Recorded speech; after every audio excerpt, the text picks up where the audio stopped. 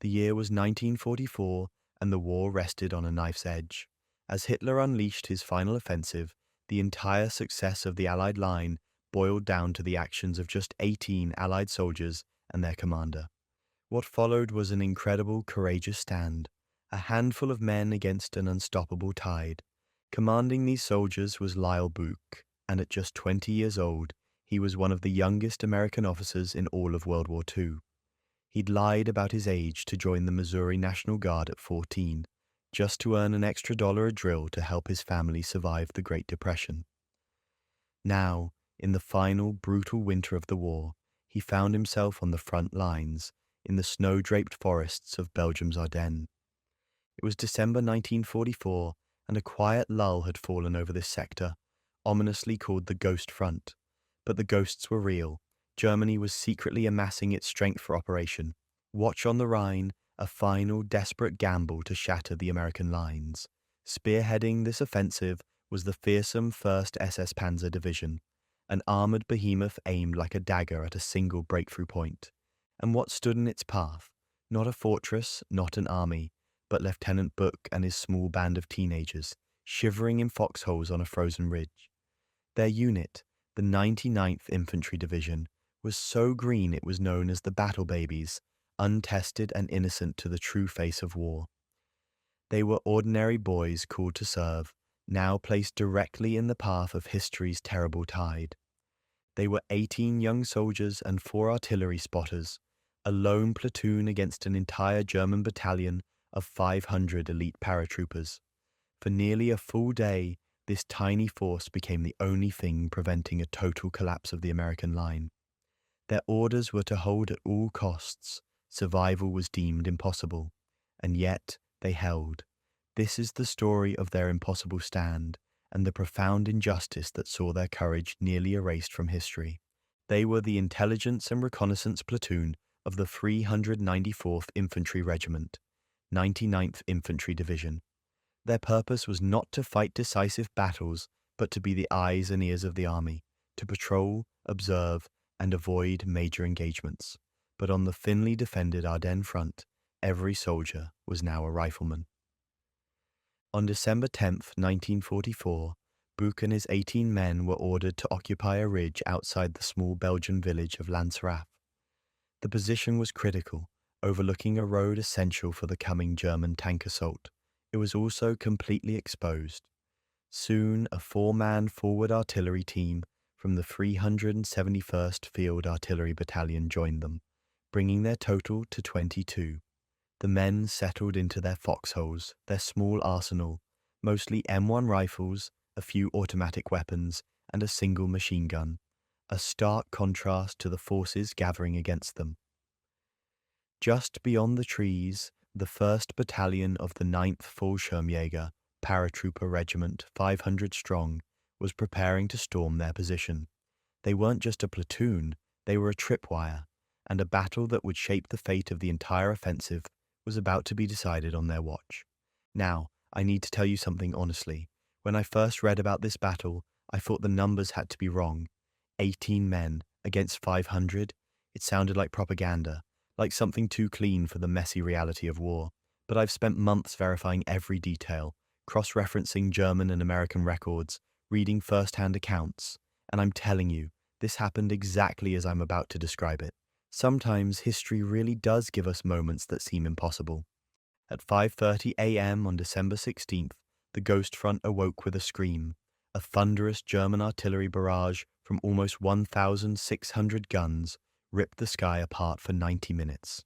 Miraculously huddled in their deep, log-covered foxholes, the platoon emerged almost unscathed. Then came an eerie silence.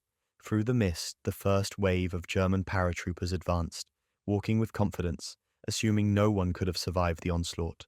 They fatally underestimated the resolve of the soldiers they faced. Lieutenant Bouck's quiet order was the key. Hold your fire. He let them advance deep into the kill zone.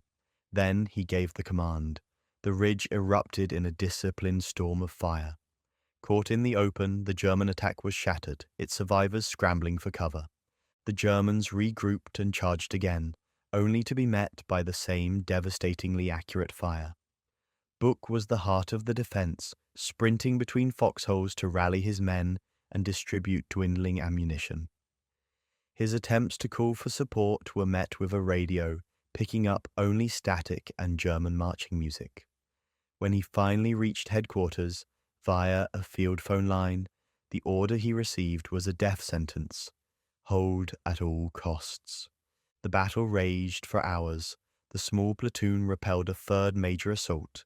In a moment of shared humanity, the Americans held their fire to allow German medics to retrieve their wounded. But time and numbers were against them. Ammunition was nearly gone. Their first and only fatality, artillery observer Private Billy Queen, fell. By dusk, the Germans abandoned frontal assaults and began flanking the platoon. Bouck knew their stand was over. As he planned a retreat, the Germans swarmed them. With his men nearly out of bullets and surrounded, Bouck made the agonizing choice to surrender to prevent a pointless slaughter. For nearly a full day, 22 Americans had stopped a battalion of 500, inflicting 92 casualties. When the German commander saw the handful of bloodied, exhausted Americans who surrendered, he was incredulous. He angrily demanded to know where the rest of the American force was, refusing to believe this tiny group had halted his entire battalion for a day. The stand had been so fierce the Germans were convinced they had stumbled into a much larger force and paused their entire advance. The lead element of the German offensive, an armored unit called Kampfgruppe Peiper, was led by the infamous SS commander Joachim Peiper. Furious at the delay, he did not arrive with his tanks until after midnight, more than 16 hours behind schedule. That heroic delay brought by Bouck's platoon was just enough time for the American High Command to rush reinforcements, like the 7th Armored Division, to the front, fatally disrupting the German timetable for the entire Battle of the Bulge. But the most shocking part of the story is what happened afterwards. The men themselves knew none of this. As they were marched into brutal POW camps, they carried the heavy belief that they had failed. Lyle Bouck was haunted by the surrender, believing he had let his country down. And here's what gets me every time I read this part. I have to admit it still does. The idea that these men spent years, decades even, believing they were failures, believing they'd surrendered when they should have fought to the death. I can't imagine carrying that weight. It's why telling this story matters so much to me, because silence and forgetting, they're a second kind of death for heroes.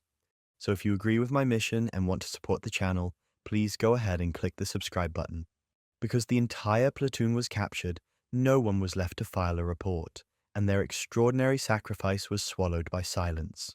It was only when historians began meticulously combing through German war records that the truth emerged. They discovered reports detailing a baffling, costly delay on the first day of the offensive, caused by unexpectedly strong American resistance at an insignificant ridge. Finally, after years of relentless lobbying by Bouck, the U.S. Army officially investigated.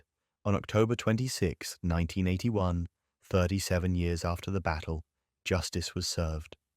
The surviving members of the platoon were honored with the Presidential Unit Citation. Every man was decorated, with 4 earning the Distinguished Service Cross, 5 the Silver Star, and the rest Bronze Stars for valor, making them the most decorated American unit of its size for a single battle in all of World War II. A story of ordinary men summoned to an impossible task. Their sacrifice was one of the most pivotal small unit actions of the war, yet it was almost completely erased by the fog of history. For decades, their honor went unrecognized, a silent testament to the fact that sometimes the greatest acts of heroism go unseen.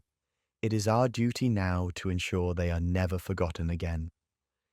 The story of these men deserved to be told.